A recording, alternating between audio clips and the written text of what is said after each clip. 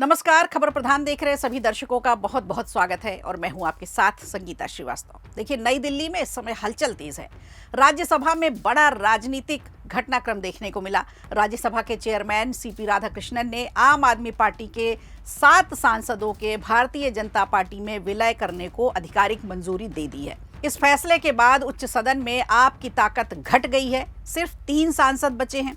जानकारी के मुताबिक इन सभी सांसदों ने चेयरमैन से अनुरोध किया था कि उन्हें विलय के बाद बीजेपी के सदस्य के रूप में मान्यता दी जाए।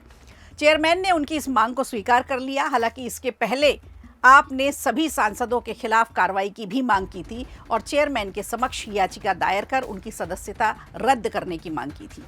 वहीं इस बदलाव से बीजेपी को सीधा सीधा फायदा हुआ है और उसकी संख्या राज्यसभा में बढ़कर अब 13 हो चुकी है। इसके साथ ही एनडीए का आंकड़ा भी बढ़ गया है। एनडीए का आंकड़ा पहुंच गया है 148। वहीं जिन 7 सांसदों का बीजेपी में विलय हुआ है उनमें राघव चड्ढा, अशोक मित्तल, हरभजन सिंह, संदीप पाठक, विक्रमजीत सिंह, स्वाति मालीवाल और राजेंद्र गुप्ता, ये 7 सांसद अब बीजेपी में आ चुके हैं। राज्यसभा में बीजेपी की ताकत बढ़ गई है, एनडीए की ताकत बढ़ गई है। अब राज्यसभा की आधिकारिक वेबसाइट पर भी इन सभी बीजेपी सांसदों की सूची में इनका नाम शामिल कर लिया गया है। आप सांसद संजय सिंह ने कहा है कि पार्टी छोड़कर दूसरी पार्टी में शामिल होने वाले सांसदों को अयोग्य घोषित किया जाना चाहिए। गौरतलब है कि पिछले शुक्रवार को आपको उस समय बड़ा झटका लगा था जब उनके 7 राज्यसभा सांसदों ने पार्टी छोड़कर बीजेपी में शामिल होने का ऐलान कर दिया था। इन नेताओं ने आरोप लगाया था कि अरविंद केजरीवाल के नेतृत्व वाली पार्टी अपने मूल सिद्धांतों से भटक गई है, अपने मूल्यों से भटक गई है।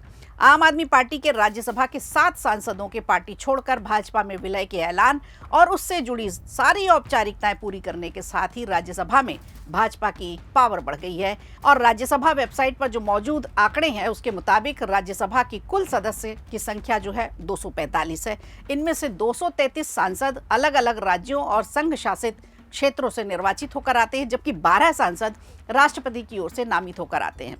मौजूदा जो समय है उसमें निर्वाचित होकर आने वाले सांसदों की एक और नामित सांसदों की 5 सीटें रिक्त हैं। राज्यसभा में बीजेपी के ही अब 113 सांसद हो गए, जबकि एनडीए में कुल मिलाकर 146 सांसद हो गए और राज्यसभा में बहुमत के लिए जो आंकड़ा चाहिए सांसदों का वो है 123।